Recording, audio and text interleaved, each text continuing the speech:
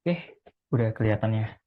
Ya, halo teman-teman. Hari ini kita akan melanjutkan materi tentang Pandas. Ya, oke. Hari ini kita akan bahas tentang Pandas, library dari Python yang sering digunakan juga untuk proses data analisis. Nah, sebelumnya mungkin perkenalkan nama saya Adam Ardiansyah. Saat ini bekerja sebagai data analytics di Video. Nah, sebelum kita lanjut, mungkin kita coba recap dulu ya. Sebelumnya kita udah mempelajari apa aja materi-materi yang berkaitan langsung dengan topik data analisis dan mungkin kita akan membahas topik-topik yang harusnya teman-teman udah belajar hands-on di topik ini ya.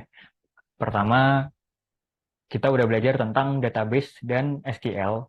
Jadi apa itu database? Sistem data untuk mengumpulkan data kayak gitu ya. Lalu SQL atau Structured Query Language adalah bahasa untuk mengakses data yang tersimpan di database. Jadi harusnya teman-teman udah paham gimana caranya menggunakan SQL mulai dari select, from, where, dan fungsi lain-lainnya. Lalu yang kedua tentang Python ya. Python ini adalah salah satu bahasa pemrograman yang banyak dipakai sekarang untuk berbagai tujuan juga, untuk data analisis, untuk membuat model machine learning, dan untuk misalkan membuat aplikasi web atau fungsi-fungsi lainnya. Lalu teman-teman juga harusnya udah belajar tentang statistics dan gimana caranya mengimplementasikan metode-metode statistik di Python. Misalkan mengimplementasikan hypothesis testing atau A/B test ya. Lalu misalkan untuk melakukan inferential analysis seperti misalkan forecasting dan lain-lain. Lalu kemarin kita juga udah belajar tentang NumPy ya, salah satu library Python yang sering digunakan untuk mengolah data yang sifatnya numerik ya. Karena NumPy sendiri juga singkatan dari numerical Python gitu kan. Jadi kemarin kita udah belajar gimana caranya mengolah data skalar, data vektor, dan matriks.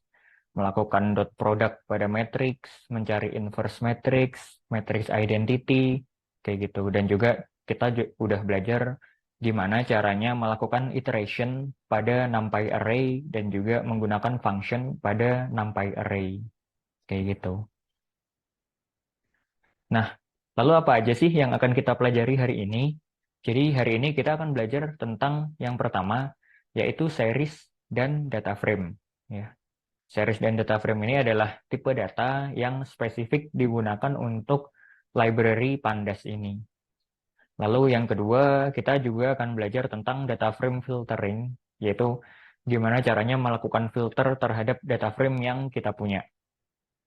Lalu selanjutnya kita akan belajar tentang data frame operation, ya, gimana caranya mengoperasikan data frame yang kita punya berdasarkan beberapa prinsip kayak gitu. Misalkan operasi angka atau mungkin mengolah teks, melakukan filtering dan lain-lain.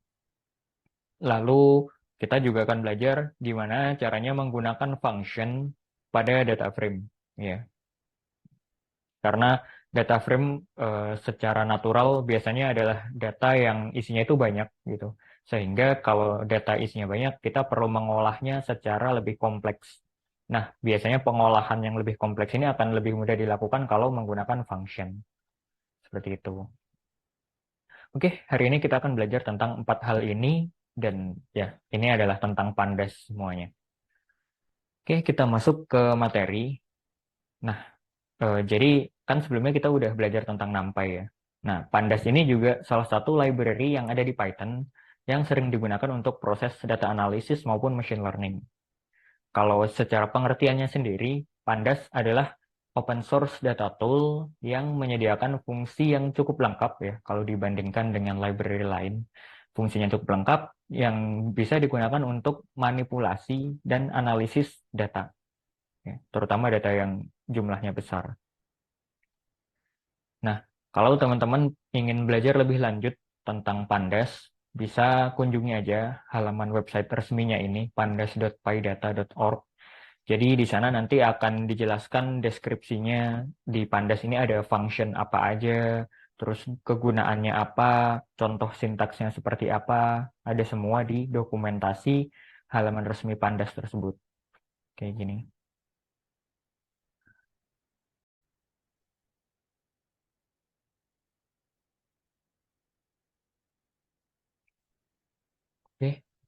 Ya, nah lalu selanjutnya kita akan belajar gimana caranya menginstal library Pandas ini. Nah, jadi karena Pandas ini sesuai yang udah kita pelajari tadi ya, ini adalah library yang penting untuk memudahkan data analis mengolah data dalam jumlah besar. Nah, terus gimana sih cara menginstal Pandas ini? Caranya mirip seperti ketika kita menginstal NumPy ya, ada dua cara. Yang pertama adalah kita bisa menginstal dengan menggunakan CMD atau terminal gitu, dengan cara ketik pip install pandas pada CMD atau terminal. Atau kalau teman-teman mau install lewat Jupyter Lab atau Jupyter Notebook, bisa di selnya langsung ketikkan tanda seru pip install pandas. Kayak gitu. Nanti harusnya kalau menginstal di Jupyter Notebook, direktori instalasinya akan langsung sesuai dengan direktori yang digunakan oleh teman-teman. Kayak gitu. Oke, lalu, nah mungkin sebelum kita coba lebih lanjut ya, teman-teman nanti bisa kunjungi website ini, Kaggle ya. Jadi Kaggle ini adalah suatu website untuk melakukan kayak semacam kompetisi gitu ya, kompetisi machine learning ataupun kompetisi data analisis untuk menyelesaikan suatu permasalahan tertentu gitu. Nah, jadi kita akan menggunakan data dari Kaggle ini untuk materi hari ini. Jadi teman-teman bisa kunjungi ini link Kaggle-nya ini nanti bisa diakses gitu ya. Tapi kalau mau download dari Kaggle harus daftar dulu, harus daftar, login, habis itu baru bisa download. Atau kalau teman-teman mau cepet ya bisa ya udah langsung pakai link drive ini aja. Nanti akan di-share juga linknya. Jadi bisa ke link ini, terus silahkan di-download dulu. Nanti akan kita gunakan untuk latihan materi hari ini. Oke. Nah, jadi tadi di outline di awal kan udah disebutkan ya bahwa di Pandas ada tipe data yang namanya series dan data frame. Nah, jadi emang dua tipe data ini yang khusus hanya ada di library Pandas, di mana sebenarnya tujuannya sama, dua-duanya untuk mengolah data, memproses data, kayak gitu. Cuman ada sedikit perbedaan struktur pada dua tipe data ini, yaitu perbedaannya pada jumlah dimensi datanya. Kalau series itu bentuknya satu dimensi, seperti kayak list satu dimensi atau array satu dimensi gitu. Sedangkan kalau data frame itu nanti bentuknya kayak table. Oke, pertama kita akan mempelajari tentang series dulu. Jadi pandas series adalah struktur data berbentuk satu dimensi. Jadi emang cuma ada satu dimensi si series ini yang memiliki label. Jadi dia satu dimensi, memiliki label dan dapat menyimpan data dalam berbagai bentuk. Misalkan bisa bentuk string atau teks, integer atau bilangan bulat gitu ya, atau float, bilangan desimal dan objek Python lainnya. Ya, bisa dalam bentuk kayak kategori, objek dan lain-lain. Nah, Pandas series sendiri pada dasarnya itu dibangun dengan struktur dari NumPy array. Ya. Jadi kalau di versi Pandas yang sampai sekarang itu dibangunnya dari struktur NumPy array. Jadi makanya ada beberapa fungsi yang mirip dengan NumPy array nanti. Kalau teman-teman mau baca lebih lanjut, ada referensinya juga di sini tentang Pandas series, tentang apa aja sintaks yang bisa dilakukan pada Pandas series ini, functionnya apa aja, bisa digunakan untuk apa aja, itu ada semua di referensinya. Nah, sesuai dengan yang udah disebutkan tadi ya, karena Pandas series ini dibangun dengan struktur yang mirip dengan NumPy array, maka kita bisa menerapkan fungsi-fungsi yang udah tersedia pada NumPy array untuk digunakan pada Pandas gitu. Nah, jadi karena ada banyak fungsi NumPy array yang bisa digunakan pada Pandas series ini jadi menguntungkan karena environment-nya itu jadi lebih lengkap dan fungsional gitu ya. Dan terutama karena kita udah belajar tentang NumPy array juga kemarin. Jadi harusnya ada cukup banyak kemiripan yang bisa dilakukan ke tipe data series ini. Ini. Jadi emang dasarnya dia menggunakan struktur yang mirip dengan NumPy array terus digunakan di Pandas series. Lalu gimana sih cara membuat series pada library Pandas ini? ini adalah contoh ya. Misalkan kita eh, membuat series untuk nama-nama CEO gitu ya, nama-nama pebisnis yang terkenal gitu. Nah, eh, untuk membuatnya sebenarnya ada beberapa cara, cuman yang paling sederhana dan paling gampang adalah kita bikin list dulu. Kayak ketika kita bikin array kan kita bisa bikin dari list dulu ya. List dulu terus dimasukkan ke dalam array-nya. Nah, ini caranya mirip. Jadi tinggal bikin list. Ini adalah list nama-nama CEO atau nama-nama pebisnis gitu ya. Jeff Bezos, Elon Musk, Bernard Arnault, Bill Gates, dan lain-lain. Nah, setelah kita membuat list, selanjutnya kita bisa mengubah list tersebut menjadi series dengan cara kita bikin variabel baru, variabelnya nama CEO, lalu menggunakan pandas, terus kita bikin fungsi yang namanya itu series kayak gini. Jadi kalau NumPy array kan kemarin kita np.array gitu ya untuk membuat variabel bertipe data array. Nah, kalau di sini tinggal ya udah pd.series. Jadi pd ini pandas ya. Kalau kemarin NumPy kita singkat np, kalau pandas kita singkat pd ini. pd.series lalu kita masukkan list yang ingin dibuat seriesnya kayak gitu. Nah, ketika selesai nanti akan muncul seperti yang di bawah ini. Jeff Bezos, Elon Musk, dan lain-lain. Jadi ini adalah yang disebut dengan tipe data series. Mungkin secara sekilas kelihatannya kayak mirip banget sama list ataupun array gitu ya. Tapi nanti ada beberapa fungsi yang sedikit berbeda kayak gitu. Nah, ini adalah sedikit perbedaan fungsi yang ada pada eh, array maupun list dibandingkan dengan series. Jadi kalau series itu ada yang namanya indeks. Ya. Jadi kalau array sama list kemarin kan emang ada indeks ya. Tapi indeksnya itu angka angka yang berurutan gitu kan, 0, 1, 2 dan seterusnya. Nah, kalau series indeksnya ini bisa macam-macam. Indeksnya sendiri bisa berbentuk string atau teks gitu ya. Ataupun angka normal kayak array atau list gitu juga bisa. Nah, ini adalah contoh untuk membuat series dan kita juga mendefinisikan indeks yang digunakan. Jadi tadi kita udah ada list nama ya, isinya adalah CEO-CEO atau pebisnis-bisnis terkenal. Lalu selanjutnya kita juga bikin list yang kedua. List yang kedua ini adalah nama perusahaan yang dipimpin oleh CEO tadi. Ya. Jadi contohnya kayak Jeff Bezos itu dari Amazon, Elon Musk, Tesla, terus Bernard Arnault dari Louis Vuitton, dan seterusnya. Nah, dari dua list ini kan berhubungan ya. Jeff Bezos dengan Amazon, Elon Musk dengan Tesla. Nah, kita bisa bikin kayak gini. Kita bikin variabel baru namanya CEO, di mana CEO ini adalah series yang isinya datanya itu menggunakan variabel list nama, lalu indeksnya itu menggunakan variabel list perusahaan. Lalu ketika ditampilkan hasilnya akan seperti ini.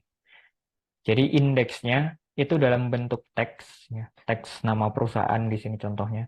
Lalu isi datanya adalah pebisnis atau CEO terkenal yang berkaitan dengan perusahaan tersebut. Gitu. Nah, fungsinya seperti apa? Kita punya indeks dan data kayak gini.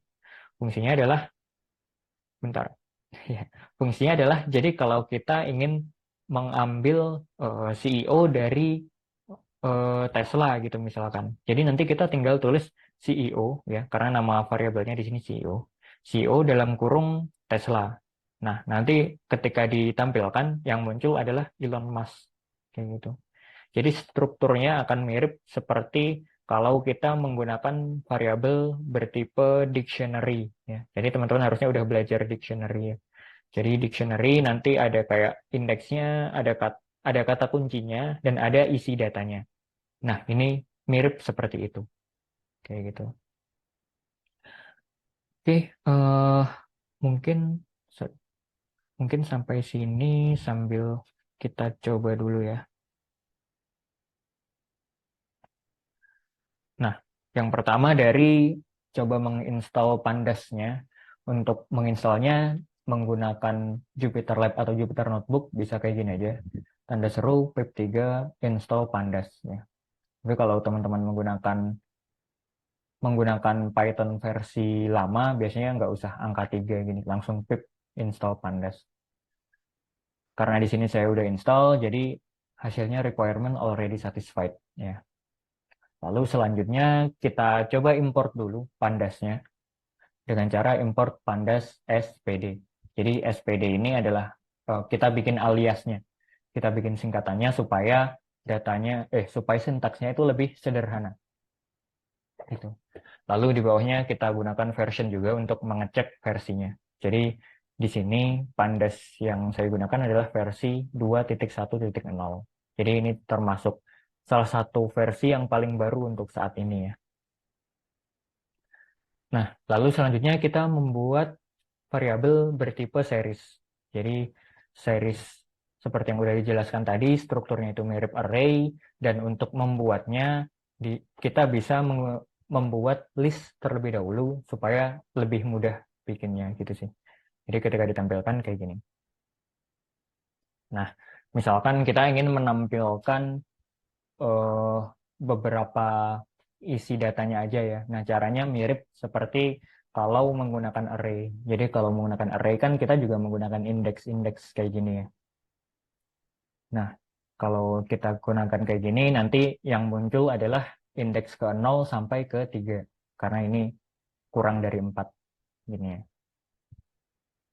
Jadi mirip banget sama array untuk menampilkannya. Kalau misalkan depannya kita kasih filter juga kayak gini. Dia akan menampilkan berarti dari indeks ke 1 sampai ke 3 gitu. Oke. Nah, selanjutnya adalah kita membuat series dari data CEO tadi, list nama CEO tadi, tapi kita juga menambahkan indeks nama perusahaannya. Jadi ada dua list, list nama dan list perusahaan. Seperti yang tadi udah dijelasinnya. Nah, ketika ditampilin hasilnya kayak gini, di mana di bagian kiri ini adalah indeks. Fungsinya apa? Fungsinya adalah kayak gini. Kalau kita mau mengambil di indeks tertentu, kita tinggal tulis nama indeksnya. CEO Amazon Jeff Bezos. Terus misalkan di sini diganti Tesla, maka hasilnya adalah Elon Musk. Terus misalkan diganti Microsoft, ya, di sini adalah Bill Gates, kayak gitu. Jadi seperti sangat mirip seperti tipe data dictionary, kayak gitu. Oke, ya. Tapi mungkin salah satu notes-nya adalah kalau membuat indeks dari series itu harus unik ya. Jadi setiap indeks itu harus berbeda, nggak boleh ada yang sama.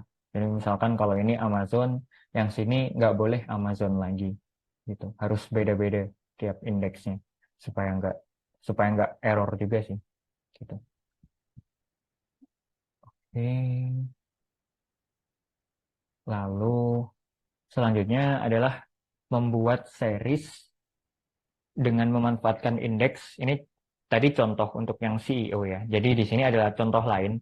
Misalkan kita membuat series dengan struktur data yang mirip dengan dictionary tadi, karena ada indeksnya. Ya. Di mana data itu disimpan pada setiap indeks tertentu. Jadi indeksnya harus unik. Ini adalah contoh untuk membuat series di mana isinya adalah data nilai ujian siswa. Jadi kita punya dua list. List yang pertama yang isinya adalah namanya ada siapa aja. Terus list yang kedua adalah nilai dari setiap siswa tersebut, gitu ya. Nah, jadi untuk membuat list kayak gini, tinggal caranya sama seperti tadi, menggunakan pd.series. Terus datanya kita masukkan data untuk variabel nilai, ya. Lalu indeksnya kita menggunakan indeks nama.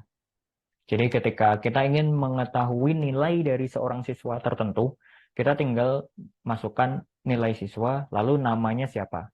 Misalkan namanya Rehan, berarti nanti akan muncul nilai ujian dari si siswa tersebut, yaitu Rehan. Nah, hasilnya adalah 100. Kayak gini. Oke. Nah, lalu selanjutnya ini adalah contoh untuk membuat series dari suatu fungsi yang namanya adalah NumPy arrange ya, NumPy arrange. Jadi kita masih menggunakan library yang kita pelajari kemarin ya, NumPy arrange. Nah, NumPy arrange sendiri merupakan fungsi untuk membuat sederet angka ya, deretan angka yang berurutan. Jadi kayak membuat suatu deret angka secara berurutan. Nah, cara membuatnya adalah menggunakan fungsi seperti ini, np.arrange, lalu dalam kurung. Nah, angka pertama yang dimasukkan adalah nilai awalnya. Ya. Jadi nilai paling pertamanya itu nilai berapa. Lalu selanjutnya ini adalah nilai paling terakhirnya atau nilai besarnya. Gitu ya. Lalu selanjutnya adalah pertambahan nilainya itu berapa. Ya. Jadi kalau di sini contohnya berarti nilai awalnya 1, nilai akhir adalah 20, dan pertambahan nilainya 2. Outputnya, hasilnya adalah seperti ini. 1, 3, 5, 7, 9, dan seterusnya. Nah, dari sini kan kelihatan ya, kalau pertambahan nilainya itu 2. Jadi dari 1 nambah 2 jadi 3, nambah 2 jadi 5, nambah 2 jadi 7, dan seterusnya. Nah, tapi nilai akhirnya adalah 20 di sini kan. Nah, di sini nilai akhirnya itu hanya mencapai 19. Karena kan pertambahan 2 dari 1 itu paling tinggi sebelum 20 kan 19 ya. Kalau ditambah 2 lagi kan udah 21, melebihi nilai akhirnya. Makanya dia berhenti di angka 19. Karena kalau dilanjutkan ya udah lebih dari 20, jadi nggak dilanjutkan. Kayak gitu. Ini adalah fungsi NumPy untuk membuat deretan angka secara berurutan. Nah, dari sini kita bisa di hasilnya itu dibuat dalam bentuk NumPy arrange. NumPy arrange. Bisa dibuat dalam bentuk pandas series gitu ya.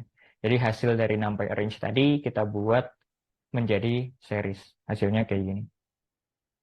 Caranya sama persis kayak tadi ya. Kita menggunakan NumPy arrange, lalu hasil dari NumPy arrange ini kita masukkan ke series. Oke, hasilnya adalah kayak gini. Untuk angkanya 1, 3, sampai 19, sedangkan indeksnya akan tetap urut mulai dari 0 sampai 9. Ya. Jadi ada 10 data. Mungkin sampai sini dulu kita sambil coba ya. Bentar.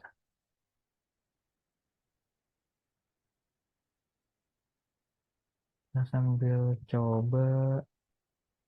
Ya, mulai dari sini. Jadi ini ketika kita membuat pandas series, di mana isinya adalah nilai dari setiap siswanya.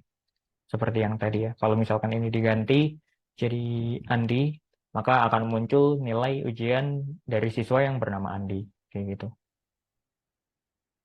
Dan seterusnya ya. Nah, lalu selanjutnya adalah kita akan mencoba membuat series dari NumPy array dan random integer. Random integer kemarin kita udah belajar, tapi hari ini kita akan coba di bagian NumPy arrange-nya dulu.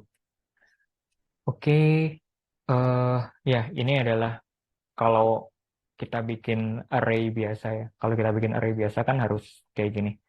Tanda kurung terus habis itu di dalamnya ditambahin kurung kotak gini atau list. Nah, kalau bikin menggunakan NumPy arrange bisa kayak gini. Ini adalah angka awalnya, ini angka akhirnya, lalu ini pertambahan nilainya. Misalkan pertambahan nilainya kita ubah jadi 4, maka ya bisa kayak gini. Jadi dia akan menghasilkan pertambahan 4 angka dari nilai sebelumnya.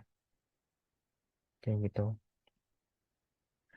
Oke, nah ini adalah contoh kalau hasilnya kita bikin dalam bentuk series. Jadi kalau kita bikin dalam bentuk series, nanti eh, kayak gini bisa kita filter juga mulai dari misalkan indeks kedua sampai akhir, dia juga muncul kayak gini. Jadi kalau kita bikin pandas series ya, misalkan kita hanya mengisi nilai datanya, maka indeksnya akan secara default menggunakan angka mulai dari 0 sampai ya panjang dari datanya itu, kayak gitu. Berapa banyak datanya. Lalu selanjutnya setelah menggunakan NumPy arrange, ada juga cara seperti kemarin ya, kita udah belajar menggunakan NumPy random integer. Jadi ini adalah nilai paling kecilnya berapa, nilai paling besarnya berapa, terus berapa banyak data yang ingin kita buat. Kalau dibuat series, maka hasilnya seperti ini. Oke, ya, ini adalah untuk membuat data sintetis gitu ya, data dummy dari misalkan kita ingin membuat data yang bentuknya secara berurutan menggunakan NumPy arrange, atau kita mau membuat data yang acak isinya menggunakan NumPy random integer kayak gini. Di mana dua-duanya ada variabel input yang perlu kita masukkan dan ini bisa kita atur sesuai dengan kebutuhan kita kayak gitu. Oke, itu untuk membuat series dari NumPy. Nah, selanjutnya ada operasi antar series, di mana ini ya sangat mirip dengan eh, ketika kita melakukan operasi antar array gitu ya, atau mungkin antar list juga. Kalau melakukan pertambahan, yaudah tinggal dikasih tanda tambah gini. Kalau pengurangan, yaudah tinggal tanda minus seperti ini. Nanti akan dikurangkan nilainya gitu. Oke. Nah, ya caranya sama persis seperti ketika melakukan operasi pada array ataupun list. Tambah, dikali, gini ya. Asalkan datanya itu data numerik, maka nanti bisa ditambahkan atau dikalikan seperti ini. Nah, tadi kan kita udah bikin series random dan series arrange ya. Series random kayak gini, dari konfigurasi ini, dan series arrange juga kayak gini dari konfigurasi yang udah kita tentukan di sini. Lalu ketika ditambahkan, kenapa di indeks ke-10 dan 11 ini nilainya none ya. Jadi none ini maksudnya adalah not a number gitu. Jadi singkatannya none, not a number. Kenapa indeks ke-10 dan 11 ini none ya? Karena ini di NumPy arrange itu datanya hanya sampai indeks ke-9 ya. Sedangkan untuk series random itu datanya ada sampai indeks ke-11. Jadi karena beda jumlah datanya, ketika ditambahkan maka indeks ke-10 dan 11-nya akan jadi none, not a number, atau dengan kata lain null gitu sih, null atau kosong itu. Nah, ini terjadi karena itu tadi, ada perbedaan jumlah data. Jadi kalau indeks ke-10 kan ini di sini 54 ditambahkan dengan nggak ada nilainya di sini di series arrange, maka jadi none. Terus begitu juga dengan yang indeks ke-11. Kayak gitu. Oke.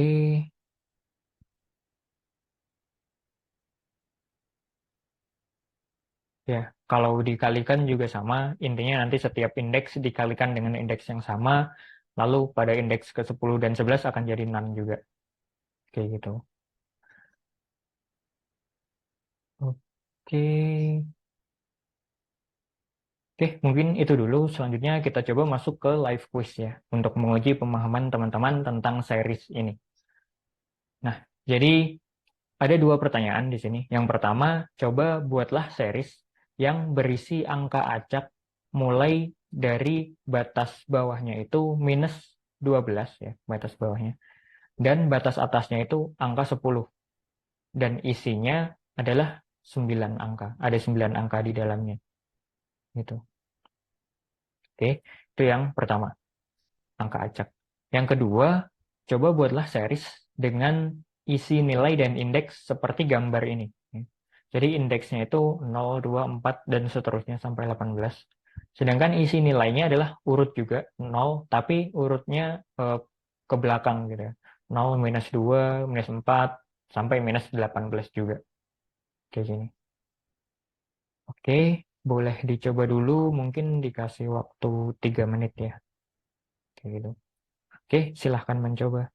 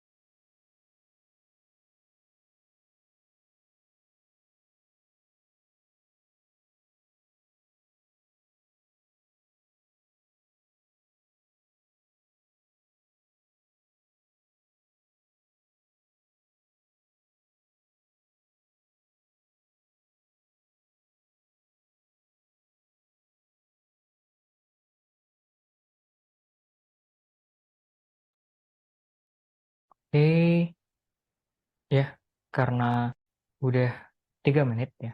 Jadi kita coba bahas untuk live quiz yang pertama ini. Nah, jadi ada 2 pertanyaan. Yang pertama adalah kita akan membuat series dengan angka acak di mana nilainya tadi mulai dari -12 dan batas atasnya adalah 10 dan ukurannya 9. Ya. Jadi dengan kayak gini ya kita tinggal menggunakan fungsi fungsi numpy random integer gitu ya. Batas bawahnya adalah -12 dan batas atasnya adalah 10 ya. Lalu ukurannya adalah 9 kayak gini. Jadi outputnya akan seperti ini. Nanti setiap kali di run juga angkanya akan beda-beda gitu ya. Sesuai dengan ya random yang di generate-nya. Kayak gitu. Oke, ini yang pertama. Lalu yang kedua adalah membuat series dengan urutan indeks kayak tadi 0 sampai 18 dan lompat 2 angka. Lalu isi datanya adalah 0 sampai -18 dan lompat -2. Kayak gini. Jadi ya tinggal kayak gini. Intinya isi datanya adalah kita atur nilai awalnya adalah 0, lalu nilai akhirnya adalah -20 atau ya -19 gitu juga bisa ya. Dan pertambahan nilainya adalah -2. Kayak gini. Jadi hasilnya dia akan bertambah minus 2 gitu ya. Atau ya berarti dikurangin 2. Mulai dari 0 dikurangi 2 jadi minus 2, dikurangi 2 minus 4, kurangi 2 minus 6, dan seterusnya. Oke, itu untuk live quiz kita ya. Oke, lanjut. Nah, selanjutnya adalah pandas data frame. Ya. Jadi tadi kita udah belajar tentang series, di mana strukturnya emang sangat mirip dengan NumPy array. Cuman perbedaannya adalah kalau pandas series, kita bisa menentukan indeksnya sesuai dengan kebutuhan. Jadi indeksnya bisa dalam bentuk teks, bisa dalam bentuk angka, atau apapun. Kayak gitu. Jadi kalau dibentuk teks gitu ya indeksnya, strukturnya akan sangat mirip dengan dictionary dan kita bisa mengambil nilai dari suatu data berdasarkan indeksnya.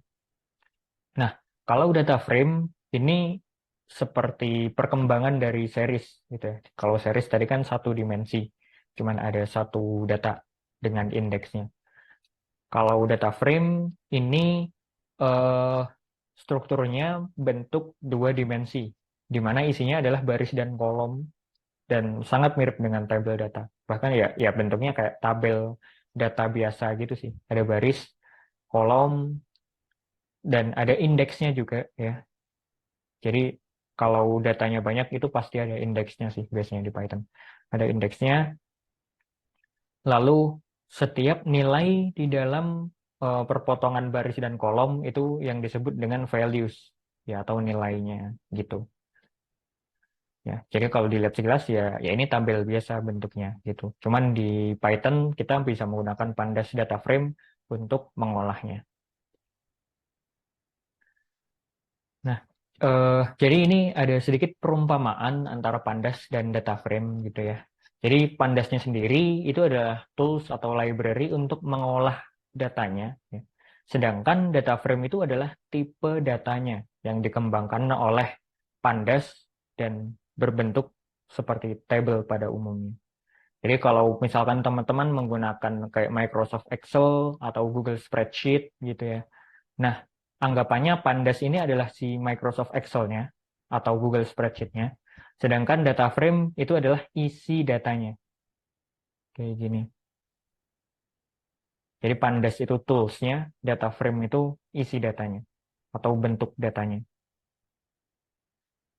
Oke. Nah, lalu gimana sih cara membuat Pandas data frame? Pada dasarnya ada dua cara untuk membuat Pandas data frame ya. Cara yang pertama adalah kita bisa bikin data frame ini secara manual. Ya. Kayak tadi, misalkan series, kan juga kita bisa bikin secara manual ya. Bikin dari list dulu, terus dimasukin, kayak gitu. Atau mungkin ya nulis dari awal gitu ya. Nah, sedangkan data frame ini juga bisa dilakukan seperti itu sama persis. Tapi kalau data frame kan bentuknya tabel, jadi harus ada lebih dari satu baris dan lebih dari satu kolom. Atau ada cara yang kedua, yaitu membaca data dari file yang kita punya dan dijadikan data frame. Ya, kayak gitu. Oke, kita akan coba pelajari satu persatu dari dua cara ini ya.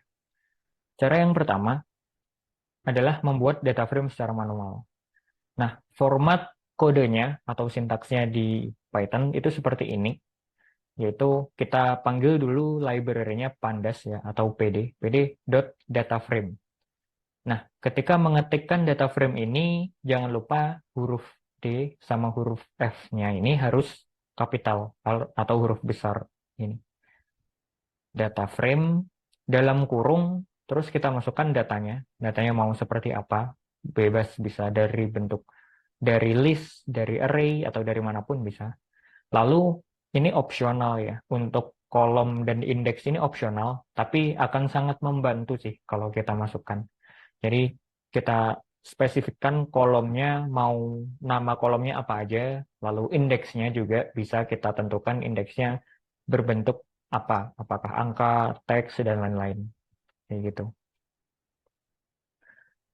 Oke, eh, kita coba langsung ya. Nah, pertama kita akan coba membuat data frame secara manual. Kayak gini. Jadi ini contohnya, datanya kita isi ini data ngasal aja gitu ya. Jadi ngisinya dari list 2 dimensi, di mana isinya adalah angka dan teks. Ya. Jadi satu list ini akan jadi satu baris. Ya. Satu dan Budi ini akan jadi baris pertama, kayak gini. Sedangkan 2 dan Steven ini akan jadi baris yang kedua. Nah, hasilnya kayak gini. Oke. Ini adalah datanya, kita masukkan dari list 2 dimensi, lalu kolomnya kita spesifikkan dari awal ya. Karena datanya ada 2 kolom di sini, maka kita juga harus memasukkan kolomnya itu berjumlah 2. Misalkan kolomnya isinya adalah absen dan nama, maka hasilnya seperti ini. Ada kolom absen, kolom nama, dan isinya adalah 1 Budi, 2 Steven. Gini. Oke, ini kalau kita menentukan kolomnya. Nah, kalau enggak, kayak gini. Jadi kan kolom itu opsional ya, nggak harus diisi. Kalau nggak kita isi kolomnya, maka kita akan menghasilkan data frame seperti ini. Jadi kolom indeks dan kolomnya akan default ya, mulai dari 0, 1. Kolomnya juga 0, 1 gini ya. Dan kalau bikin data frame dengan kolomnya itu kayak gini, ini kan nggak informatif sama sekali ya. Jadi kalau bisa dihindari gitu sih. Kita harus menuliskan nama kolomnya supaya jelas ini tuh data apa. Kayak gitu. Oke. Nah, lalu selanjutnya tadi kan kita bikin dari list multidimensi gitu ya. Nah, sebenarnya kita juga bisa bikin dari dictionary kayak gitu ya. Kalau dictionary kan strukturnya seperti ini. Ada kata kuncinya atau key-nya, lalu ada isi datanya kayak gini.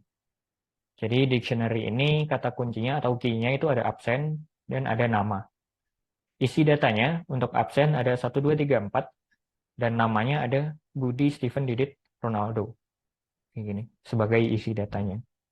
Nah, kalau dijalankan nanti hasilnya seperti ini. Dia akan otomatis mengubah si key ini menjadi nama kolomnya. Jadi absen jadi nama kolom, nama jadi nama kolom juga. Dan hasil datanya kayak gini. Jadi kalau mau bikin data frame secara manual, sebenarnya yang paling efektif dan paling mudah itu ya dari dictionary kayak gini ya. Kalau dictionary tandanya itu menggunakan kurung kurawal seperti ini. Oke, itu untuk membuat data frame secara manual. Nah, selanjutnya kita juga bisa membuat data frame dari file ya. Karena data frame sendiri adalah tipe data yang bentuknya itu seperti tabel ya. Dan pada umumnya data tabel itu kan pasti banyak gitu. Jadi karena datanya ada banyak, biasanya kan kita simpan dalam bentuk file CSV atau mungkin file Excel kayak gitu pada komputer kita supaya bisa diakses berulang kali. Nah, kita juga bisa membaca data CSV atau Excel tersebut menggunakan Pandas. Caranya seperti ini. Jadi ya import dulu Pandasnya, lalu kita menggunakan fungsi pd.read_csv ya. Kalau filenya CSV. Lalu dalam kurung nanti nama filenya apa, dan jangan lupa ditambahkan .csv di belakangnya ya. Nanti akan dibaca oleh Pandas dan data file CSV yang ada di directory kita itu akan masuk ke dalam Pandas ini. Kayak gitu. Oke. Atau kalau filenya Excel, ya tinggal pd.read_excel, lalu nama filenya, dan belakangnya juga dikasih .xlsx. Kayak gini. Oke, kita coba ya. Nah, ini file yang digunakan adalah yang di-share di awal banget tadi, yang di slide berapa tadi di awal banget ya. Jadi jangan lupa teman-teman download dulu datanya supaya bisa kita gunakan untuk belajar di sini. Kayak gitu. Oke, nah caranya ini adalah cara membaca file dari folder yang sama. Ya. Contohnya kayak gini. Jadi si sales transaction ini ada di folder yang sama dengan Jupyter Pandas yang saat ini sedang dibuka. Ya. Jadi kalau di folder yang sama, tinggal ya udah kita tulis nama filenya. Di sini contoh nama filenya adalah salestransaction.csv. lalu menggunakan fungsi read CSV untuk baca filenya, dan ketika dijalankan, nah, akan muncul seperti ini. Jadi, semua data yang tersimpan di dalam sales transaction ini akan tersimpan ke dalam variabel sales di sini contohnya. Nama variabelnya sebenarnya bisa bebas, tapi di sini contoh aja kita bikin sales kayak gini. Oke. Nah, jadi kalau kayak gini kita udah berhasil membaca file dari membaca file dari direktori kita dan memasukkannya ke dalam variabel di Pandas ini. Kayak gitu. Ini bisa banyak banget sih kayak file-file kerjaan gitu ya. Misalkan kita ingin olah menggunakan Pandas, itu juga bisa kita simpan filenya dalam bentuk CSV atau Excel, terus kita baca, terus kita olah di Python. Misalkan kita bikin visualisasi, kita bikin analisis, kita agregasi, dan lain-lain. Kayak gitu. Oke, eh ya ini adalah cara membaca kalau di folder yang sama. Nah, kalau di folder yang berbeda gimana caranya? Caranya ada sedikit step tambahan ya, di mana kita harus menuliskan direktori yang lebih lengkapnya, nama foldernya apa, kayak gitu. Nah, itu gimana caranya? Nanti akan kita pelajari pada sesi webinarnya ya, gimana caranya, kayak gitu. Oke, mungkin untuk materi rekaman pada kali ini sekian dulu. Kalau misalkan teman-teman masih ada kebingungan, masih ada pertanyaan, boleh nanti disiapkan aja, lalu boleh ditanyakan saat webinar. Kayak gitu. Oke, terima kasih semuanya.